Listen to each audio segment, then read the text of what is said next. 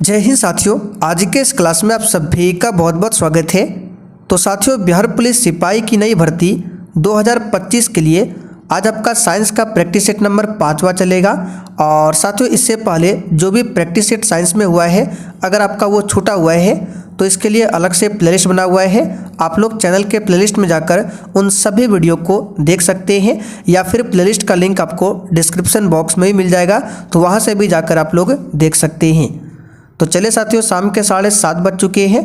फटाफट से आप लोग लाइव चैट के साथ जुड़ जाइए। और ये जो साइंस की क्लास है, बिहार पुलिस सिपाही और बिहार पुलिस ड्राइवर दोनों के लिए इम्पोर्टेंट होगा, इसलिए दोनों इस वीडियो को देख सकते हैं। तो आइए, आज का पहला क्वेश्चन देखिए। लोहा का शुद्ध रूप क्या है? कच्चा लोहा, पिटवा लोहा, ढलवा लोहा या फिर डी स्टील? बिल्कुल टॉप लेवल का क्वेश्चन है। और साथियों, अगर आपको इन सेट में किसी भी क्वेश्चन का आंसर पहले से आता हो तो आप सभी नीचे लाइव चैट में या फिर कमेंट बॉक्स में अपना अपना आंसर जरूर बताइए। तो ये हम पिछले क्लास में भी आपको बता चुके हैं। पिटवा लोहा जो होता है, लोहा का सबसे शुद्ध रूप होता है। अब इसको आप लोग ट्रिक से कैसे याद रख सकते हैं? जैसे कि मिट्टी का जो बर्तन होता है, यानी कि घड़ा, तो आपने देखा होगा कुम्हार क्या करता है, मिट्टी के बर्तन को खूब पीटता है, और जितना अधिक पीटा जाता है वो उतना ही शुद्ध बनता है। तो इस तरह से याद रख सकते हैं, जितना अधिक लोहा को पीटा जाएगा वो सबसे शुद्ध होगा। तो लोहा का सबसे शुद्ध रूप हो जाएगा आपका पिटवा लोहा। इस बात को ध्यान रखिएगा। पिटवा लोहा में कार्बन की मात्रा सबसे कम होती है, इसीलिए ये लोहा सबसे बढ़िया माना जाता है। लोहा का सिंबल क्या होता है? Fe होता है। और परमाणु क्रमांक कितना होता है? तो 26 होता है, इसे भी ध्यान रखिए। और देखिए, जो भी साथी चैनल पर पहली बार आए हैं, आप लोग क्लास टाइमिंग को नोट कर लीजिए। बिहार पुलिस के लिए क्लास का टाइमिंग है, साइंस के लिए है 7:30 बजे, और मिक्स प्रैक्टिस सेट जिसमें हिस्ट्री, पॉलिटी, ज्योग्राफी, ये आपको मिलेगा रात 8 बजे की क्लास में। इसमें आपको हिंदी का भी मिल जाएगा। चलिए आगे बढ़ते हैं। इनमें से कौन सी गैस है जो इनर्ट गैस नहीं है? तो देखिए, इनर्ट गैस कहे, अक्रिय गैस कहे, निष्क्रिय गैस बोले या उत्कृष्ट गैस बोले,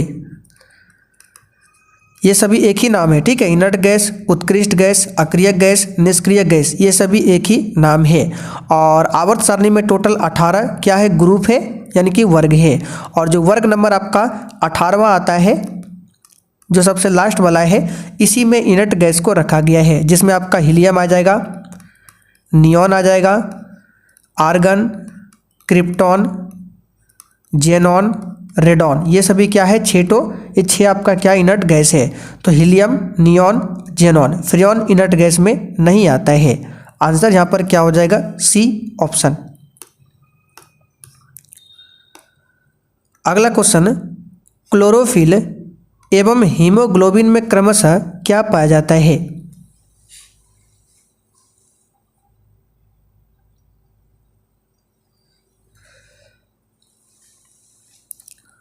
तो यहाँ पर अगर आपने ऑप्शन, क्लोरोफिल में पाया जाता है आपका मैग्नीशियम और हीमोग्लोबिन में लोहा, तो मैग्नीशियम और लोहा देखिए यहाँ पर सी ऑप्शन में दिया हुआ है। चलिए, तो यहाँ पर जिन्होंने सी ऑप्शन को बताया है, आपका बिल्कुल सही आंसर है। अगला क्लास देखिए। अंतर्राष्ट्रीय इकाई पद्धति के अनुसार रेडियो एक्टिविटी की इकाई क्या है? और देखिए साथियों, आपको साइंस को बिल्कुल भी हल्के में नहीं लेना है। एग्जाम में लगभग 35 क्वेश्चन साइंस से स्पेशल आता है, और साइंस के क्वेश्चन को याद आपको नहीं करना है, समझकर आपको बनाना है। ठीक है, तभी आपसे एग्जाम में साइंस का प्रश्न हल होगा। तो अंतर्राष्ट्रीय इकाई पद्धति के अनुसार रेडियो एक्टिविटी की इकाई क्या होती है? बैकुरल। क्या होती है? बैकुरल। यहाँ पर ए ऑप्शन आपका सही जवाब है। गाउस की बात करें तो चुंबकीय क्षेत्र का सीजीएस मात्रक है, चुंबकीय क्षेत्र का सीजीएस मात्रक गाउस है। लेकिन चुंबकीय क्षेत्र का एसआई मात्रक पूछे क्या होता है? टेस्ला।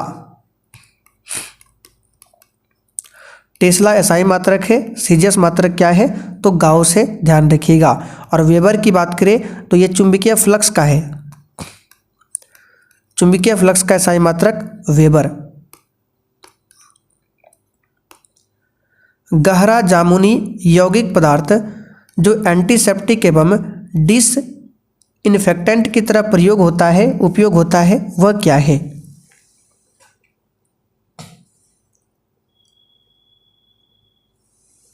इसका आंसर है पोटेशियम परमैंगनेट। इसका फॉर्मूला होता है KMnO4। आगे देखिए, वनस्पति तेल से वनस्पति घी बनाने हेतु किस गैस का उपयोग किया जाता है?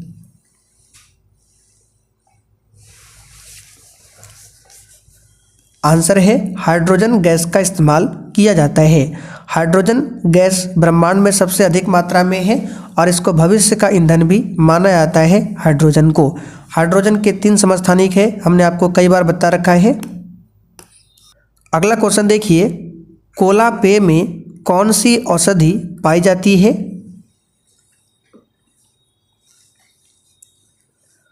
तो साथियों, कोला पेय में कौन सी औषधि पाई जाती है? कैफीन। यहाँ पर डी ऑप्शन आपका सही जवाब है। कैफीन की बात करें, ये कॉफ़ी में भी पाया जाता है। चाय में क्या पाया जाता है? तो चाय में पदार्थ पाया जाता है थीन नामक पदार्थ होता है चाय में। तंबाकू में पूछे तो तंबाकू में निकोटीन पाया जाता है। ठीक है, तो निकोटीन तंबाकू में, थीन चाय में, कैफीन पाया जाता है कोला पेय और कॉफ़ी में। कॉफ़ी का सबसे अधिक उत्पादन कहाँ पर होता है? कर्नाटका में।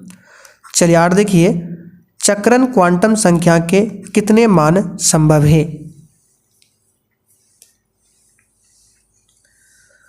तो सबसे पहले क्वांटम संख्या की बात करें, इसके 4 प्रकार है। 4 प्रकार में से ही एक आता है आपका चक्रण क्वांटम संख्या और इसके 2 मान संभव है। कितने? 2 मान संभव है। एच बम पर आधारित है। एच बोले तो हाइड्रोजन बम। तो हाइड्रोजन बम जो है किस पर आधारित है आपको बताना है।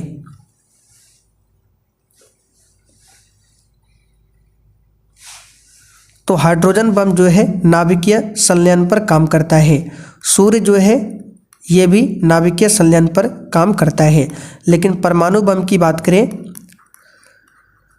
ये आपका नाभिकीय विखंडन पर काम करता है। कैसा नाभिकीय विखंडन? एक होता है नियंत्रित, एक होता है अनियंत्रित। तो अनियंत्रित वाला ध्यान रखना है। अनियंत्रित नाभिकीय विखंडन पर काम करता है परमाणु बम। आप लोग कमेंट करके बताइए परमाणु बम का खोज किसने किया था?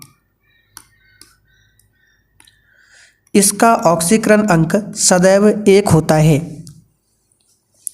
यहाँ पर देखिए कुछ इंपॉर्टेंट एलिमेंट को बता देते हैं जिसका ऑक्सीकरण -1 होता है। तो यहाँ पे सही कर लीजिए, माइनस होगा।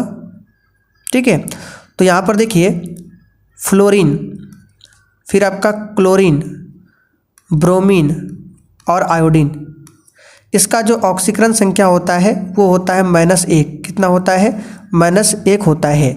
लेकिन सबसे सदैव पूछा गया सबसे अधिक इन चारों में से होता है फ्लोरीन का। फ्लोरीन आप सभी जानते हैं सबसे अधिक क्या है? विद्युत ऋणात्मक वाला तत्व है। तो चारों में से सबसे अधिक होगा फ्लोरीन का। किसका होगा? फ्लोरीन का। बाकी -1 तो इसका भी होता है, इसका भी होता है, इसका भी होता है और इसका भी होता है। लेकिन चारों में सबसे अधिक विद्युत ऋणात्मक फ्लोरीन होता है, इसलिए आंसर क्या होगा आपका? फ्लोरीन। NaCl में कौन सा बंधन होता है? देखिए जहाँ भी आपको धातु लिख देते पूरा, धातु और अधातु मिले, एक धातु दूसरा अधातु मिले, वहाँ पर होता है आयनिक बंधन। ठीक है, धातु अधातु रहेगा तो कौन सा? आयनिक बंधन। यहाँ पे लिख देते हैं आयनिक बंधन। और जहाँ पे अधातु अधातु मिले, अधातु अधातु, वहाँ पर होता है सहसंयोजी बंधन। अब यहाँ पे ध्यान देखते हैं, तो Na आपका क्या है? सोडियम धातु है, क्लोरीन क्या है? धातु है। तो धातु अधातु हो गया तो कौन हो जाएगा? आयनिक बंधन। तो आंसर यहाँ पर कौन हो जाएगा? पहला वाला आयनिक बंधन। ठीक है, दूसरा एग्जाम्पल यहाँ पर लेते हैं, जैसे NH3। तो ये भी अधातु है, ये भी अधातु है। तो ये क्या हो जाएगा आपका? इसमें हो जाएगा सहसंयोजी बंधन। CO2 में भी क्या है? सहसंयोजी बंधन। H2O में भी क्या है? सहसंयोजी बंधन। लेकिन NaCl की बात करें, यहाँ पे एक धातु है दूसरा अधातु है, तो ये आयनिक बंधन। कितने प्रकार की क्वांटम संख्या होती है? अभी हमने आपको बताया था 4 प्रकार के क्वांटम संख्या होते हैं, ठीक है। और 4 प्रकार में से जो आपका चक्रण क्वांटम संख्या होता है, यहाँ देखिए चक्रण क्वांटम संख्या, इसके 2 मान संभव होते हैं, लेकिन क्वांटम संख्या 4 होता है। तो आंसर यहाँ पे 4 हो जाएगा। चलिए, निम्न में से कौन पुरातत्वीय लकड़ी की आयु निर्धारण करने में प्रयोग किया जाता है? ये तो सिंपल सा क्वेश्चन है, इसका आंसर हो जाएगा कौन सा? बी वाला, कार्बन 14 पद्धति का इस्तेमाल होता है। एप्सम लवण किसका यौगिक है? चलिए बताइए। और साथियों आप लोग नंबर लिख लीजिए 9631887058। इस पर मैसेज करके आप कोर्स के बारे में जानकारी ले सकते हैं। तो एप्सम लवण जो है मैग्नीशियम का यौगिक होता है। जर्मन सिल्वर में क्या होता है?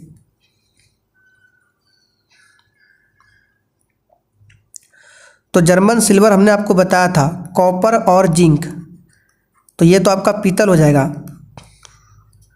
लेकिन कॉपर जिंक में अगर हम निकेल को मिला देते हैं तो ये बन जाता है जर्मन सिल्वर। तो देखिए जर्मन सिल्वर में कॉपर जिंक निकेल होता है, इसमें सिल्वर बिल्कुल भी नहीं होता है। तो क्वेश्चन ऐसे पूछा जाता है कि जर्मन सिल्वर में सिल्वर कितना होता है? तो 0%, 1% भी इसमें सिल्वर नहीं होता है। तो जर्मन सिल्वर में क्या होगा? कॉपर होगा, जिंक होगा और निकेल होगा। तो कॉपर जिंक निकेल, यहाँ पर डी ऑप्शन सही है। संपर्क विधि किसके निर्माण में प्रयोग होता है? चलिए, एक हो गया आपका संपर्क विधि। एक पूछा था हैबर विधि।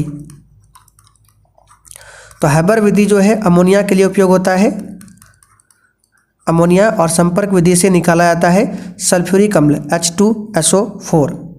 अच्छा, H2SO4 ये बताइए दुर्बल अम्ल है या फिर क्षार अम्ल है? तो ये आपका दुर्बल अम्ल है। नाइट्रिक अम्ल ये भी दुर्बल अम्ल है। हाइड्रोक्लोरिक अम्ल, सॉरी, ये सभी क्या है? प्रबल अम्ल है। H2SO4 प्रबल अम्ल हो जाएगा, HNO3 प्रबल अम्ल, HCl प्रबल अम्ल। लेकिन अगर आपसे पूछे जो सिरका में होता है एसिटिक अम्ल CH3COOH, ये क्या है? तो ये एक दुर्बल अम्ल है। भारी जल का रासायनिक नाम क्या है?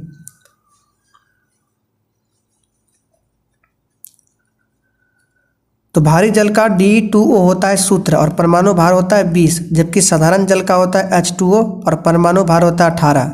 तो इसका जो रासायनिक नाम है ड्यूट्रियम ऑक्साइड, यहाँ पर बी ऑप्शन सही है। आशा की धातु किसे कहते हैं? यूरेनियम। यूरेनियम को आशा धातु कहा जाता है। इसका अयस्क है पिच ब्लेड या पिंच ब्लेड, ठीक है। ये किसका अयस्क है? तो यूरेनियम का अयस्क है, ध्यान रखिएगा। सीसा का अयस्क है गैलेना। गैलेना किसका अयस्क है? सीसा का है। थोरियम की बात करें तो मोनोजाइट, मोनोजाइट ये थोरियम का अयस्क है। और थोरियम सबसे अधिक कहाँ मिलता है? तो केरल में मिलता है, ध्यान रखिएगा। बेकिंग पाउडर के रूप में किसका उपयोग होता है?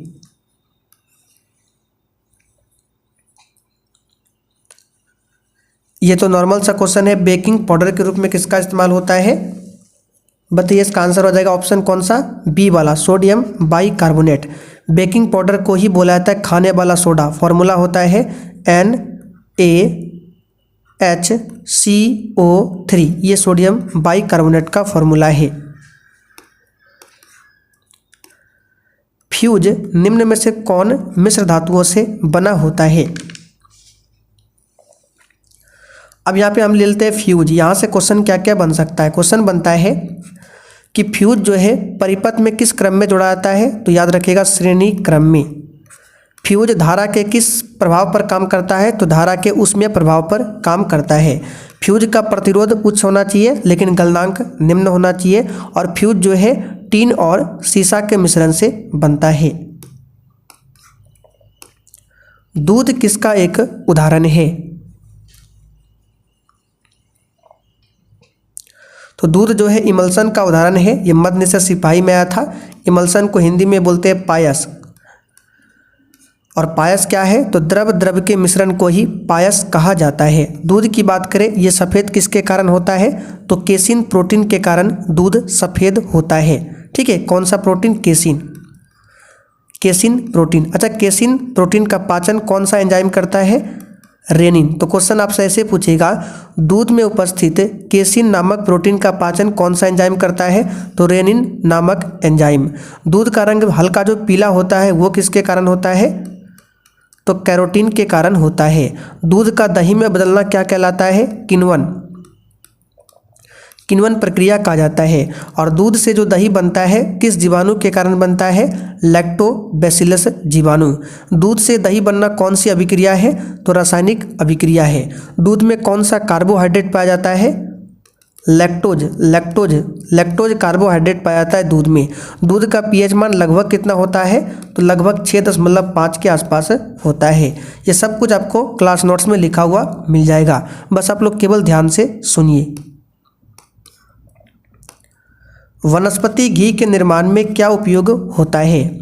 और क्लास नोट्स कहाँ पर मिलेगा? तो क्लास नोट्स मिल जाएगा नया बैच जो है उसमें। नंबर लिखा दिया हमने 9631887058। इस पर मैसेज करके बैच के बारे में जानकारी ले सकते हैं। तो ये क्वेश्चन हो चुका है, आंसर हो जाएगा हाइड्रोजन। भविष्य का ईंधन किसे कहा जाता है?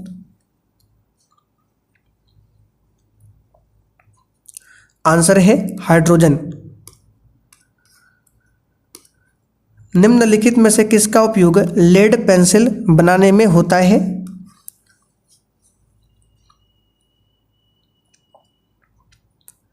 तो लेड पेंसिल बनाने में किसका इस्तेमाल होता है? आंसर हो जाएगा ग्रेफाइट का। किसका होता है? ग्रेफाइट का होता है। भूरा कोयला के रूप में किसे जाना जाता है? आंसर है लिग्नाइट को भूरा कोयला कहा जाता है। चलिए आगे देखते हैं। आयोडीन किस रूप में पाया जाता है? देखिए, आयोडीन एकमात्र ऐसा धातु है जिसमें धात्विक गुण पाया जाता है, ये तो आप सभी जानते हैं। और आयोडीन ये ठोस रूप में पाया जाता है। आयोडीन की कमी से कौन सी बीमारी होती है? घेंगा रोग। इसी को बोला जाता है ग्वाइटर रोग। इसी को बोला जाता है गलगंड रोग। ठीक है, क्योंकि गला में होता है तो गलगंड रोग, ग्वाइटर रोग, घेंगा रोग, ये आयोडीन की कमी से होने वाली बीमारी है। सर्वप्रथम विषाणु की खोज किसने किया था?